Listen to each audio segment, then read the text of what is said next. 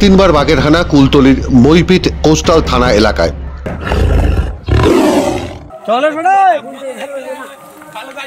প্রথম ঘটনা মইপিট কোস্টাল থানার মধ্য গুড়গুড়িয়া অঞ্চলে।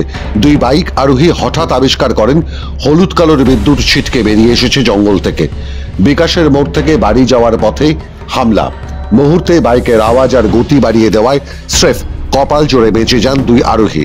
কুলতলির ফরেস্ট অফিসের একাধিক আধিকারিক ঘটনাস্থলে পৌঁছে যান। মশাল জ্বালিয়ে স্থানীয় জিএফএমসির সদস্যরাও হল্লা শুরু করেন বনের ধার ঘেঁষে, কিন্তু বনবিবির বাহনের আর দেখা মেলেনি।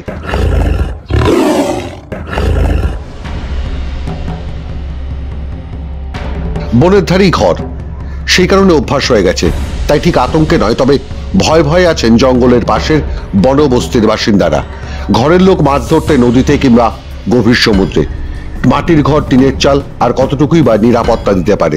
আতঙ্কে তো আছি, ভয় তো লাগবে, জাতিভীতি, বার হলেও ভয়, থাকলেও কি করে, ঘরে কবাট ফবাট খারাপ, বাড়িতে বেটা ছেলে নেই, ভয় তো আছে।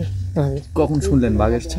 বাঘ এসে 7টার দিকে শুনেছি, 7:30। দুজন লোক বাইক নিয়ে যাচ্ছে, ওদেরই সামনে পড়েছে আর কি। ওরা লাফ করে পড়ে গেছে বাঘ, ওরাই চিৎকার করে পড়ে যাচ্ছে, বাঘ পার হয়েছে। বাঘ জঙ্গলে লৌকো আছে, লৌকোর কাছ থেকে গেছে, নদীতে হচ্ছে কার পা ছাপ সব দেখলো, কিন্তু বাঘটা দেখতে পায়নি, কোথায় ঢুকে গেছে। কিন্তু মইপিট কোস্টাল থানার বৈকুণ্ঠপুরের বাসিন্দা বন্যধর মণ্ডল ওরফে তাপসের কপাল অতটা ভালো নয়।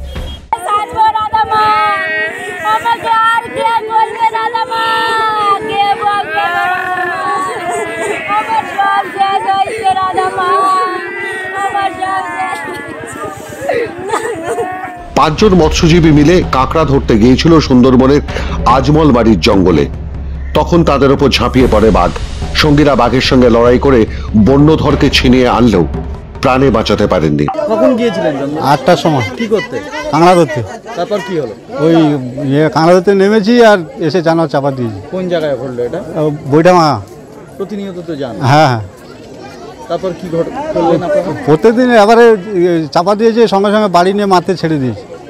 আমি কিছু বলতে আমি কিছু আমি কিছু বলতে পারবো না।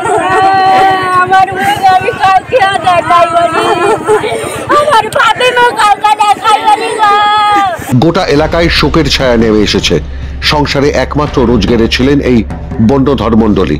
মাছ ধরা, কাঁকড়া ধরাই একমাত্র জীবিকা বৈকুণ্ঠপুরের বাসিন্দাদের। আমরা 5 জন ওই একই নৌকোয় বেড়ি ফেলতে যাওয়া হয়েছিল।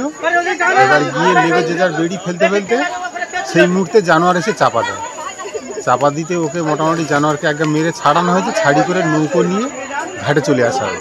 24 ঘন্টাও কাটেনি, বৃহস্পতিবার রাতে ফের হানা বাঘে। আহত যুবকের নাম রাহুল হালদার। বৃহস্পতিবার রাতে নদীর পাড়ে দাঁড়িয়ে ফোনে কথা বলার সময় অতর্কিতভাবে পিছন থেকে ওই যুবককে আক্রমণ করে বাঘ। অন্ধকারে প্রথমে বুঝতে না পারলেও চিৎকারে ছুটে আসেন আশেপাশের লোকজন। ক্ষতবিক্ষত হয়ে যায় যুবকের পিঠ। দ্রুত জখম যুবককে নিয়ে যাওয়া হয় কুলতলি গ্রামীণ হাসপাতালে। ঘটনাস্থলে বন দপ্তরের কর্মীরা, স্থানীয় হাল্লা ব্রিগেডও।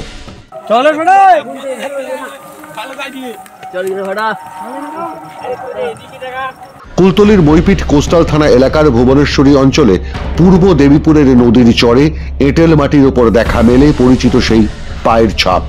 এলাকাবাসীর ধারণা এখনো বাঘটি লোকালয়েই রয়েছে, জঙ্গলে ফিরে যায়নি। টাইগার হ্যাবিট আমরা সুন্দরবনে রিসেন্ট টাইমসে দেখিনি। অনেক টাইগার আছে এখন, সুন্দরবনের পপুলেশন অফ দ্য টাইগারও বেড়েছে, কিন্তু সেই আন্দাজে আমাদের টাইগার হিউম্যান কনফ্লিক্ট কিন্তু সেই রেটে কিন্তু বাড়েনি। এটার মানেই আমাদের ন্যাচারাল প্রের ওপরেই টাইগার সার্ভাইভ করছে আর তাদের পপুলেশনও বাড়ছে। তো এটাই আমাদের দেখতে। আর মানুষ বাঘের জঙ্গলে ঢুকছে, লস অফ হ্যাবিটেটে টাইগার হিউম্যান ইন্টারাকশনগুলো বেড়ে যাচ্ছে, এইটাতেই এইসব ইনসিডেন্ট হচ্ছে। বন দপ্তরের পক্ষ থেকে দিনভর বাঘটিকে পুনরায় জঙ্গলে ফেরানোর জন্য শব্দবাজি ফাটিয়ে মশাল জ্বালিয়ে তল্লাশিও চালানো হয়, কিন্তু বাঘ বিশেষজ্ঞের দাবি সুন্দরবনে বাঘের সংখ্যা বেড়েছে, কিন্তু ম্যান টাইগার কনফ্লিক্ট সে হারে বাড়েনি। তাহলে কি বনের মধ্যে স্বাভাবিক খাবারের সংকট হচ্ছে? সে কারণেই কি বারবার একই বৃত্তে ঘুরতে দেখা যাচ্ছে বাঘটিকে? কারণ সুন্দরবনের রয়্যাল বেঙ্গল টাইগারের কাছে মানুষ বাঘের খুব সাধারণ শিকার। তারপর বাঘের এলাকায় মানুষের বসতি বাড়ছে, ক্রমাগত জঙ্গল কমছে উল্লেখযোগ্যভাবে সুন্দরবন অঞ্চলে। সুন্দরবনের বাঘ অপরচুনিস্টিক প্রেডিটার। কাঁকড়া থেকে শুরু করে মাছ, monitor lizard, natural prey, spotted deer থেকে শুরু করে মানুষও তার খাদ্য তালিকায়। কিন্তু এই যে নানা ঘটনা এখন ঘটছে, একটার পর একটা বাঘের যে আমরা অ্যাটাক দেখতে পাচ্ছি, নিশ্চয়ই এটার মধ্যে ন্যাচারাল প্রের অ্যাবসেন্স একটা মস্ত বড় কারণ। একটা টাইগার যদি ন্যাচারাল প্রে ধরতে অসক্ষম হয়, তখন সেই ইজি প্রের দিকে ঝুঁকে পড়ে। মানুষ তার খাদ্য তালিকায় সবচাইতে ইজি প্রে। আর আমরা নানা জায়গায় দেখেছি কাঁকড়া সংগ্রহ করতে গিয়ে অনেক জেলে বাঘের শিকার হয়েছে, কিংবা বাঘের কবলে পড়ে প্রাণ বাঁচিয়ে ফেরত এসছে।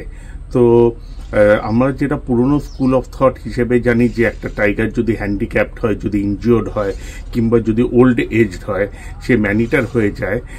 এটা নিউ স্কুল অফ থটে অনেকটাই চেঞ্জ হয়েছে। একটা টাইগার যে কোনো সময় মানুষকে তার খাদ্য তালিকায় প্রেফারেন্স হিসেবে বেছে নিতে পারে। কিন্তু এই ঘটনাটা যখন হঠাৎ আরম্ভ হয়েছে, এটা অ্যাবসেন্স অফ ন্যাচারাল প্রে বলেই আমরা মেনে নিতে পারি। সম্প্রতি শীত নামতেই চোরা হরিণ শিকার বেড়েছে সুন্দরবনে। মাসখানেকের মধ্যে হরিণের মাংস ও চামড়া সহ চোরা শিকারী গ্রেফতারের ঘটনা অন্তত 3টি ঘটেছে।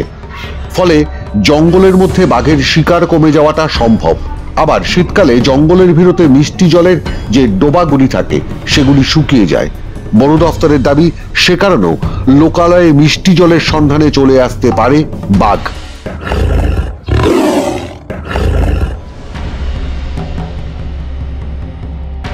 তবে 4 দিনের মধ্যে 3টি বাঘের আক্রমণের ঘটনা ঘটায় রীতিমতো ভয় মইপিট কোস্টাল থানার এলাকার মানুষ। মাধ্যম ব্যুরো রিপোর্ট।